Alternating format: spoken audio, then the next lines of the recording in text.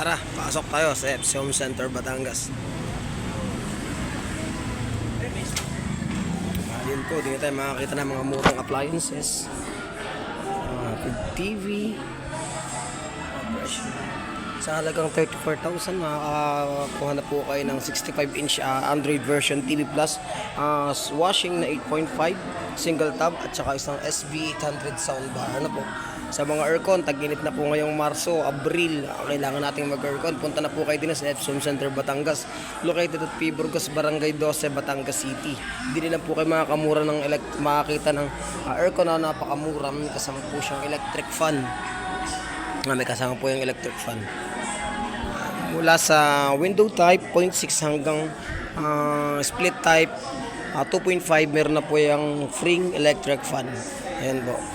Sa mga ano naman po tayo, sa mga DB Audio portable speaker, may kasama na po yung wireless microphone, lahat po yan. Ayan po. Sa TV, meron po tayong 43 inches Pensonic Smart TV Android.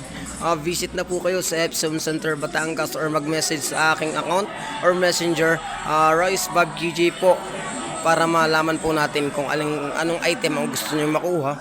Meron po tayong mga financing dito na handang tumulong sa inyo. Home Credit, Skyrot, Ion Financing, Tonic Financing po, handa po kayong tulungan. Kaya visit na po kayo or mag-message sa ating FC Home Center, Batangas. Mga aircon po, marami po tayo. Mag-message po kayo sa akin for more inquire, installment, lahat po, cellphone, makakamura kayo dito. Visit po kayo dito sa FC Home Center, Batangas. Located po tayo at P. Burgos, Barangay 12, Batangas City. Porta amang speaker naman po na bundle sa halagang 8,635. May kasama na po yung amplifier at dalawang speaker na po yan. Ayan po.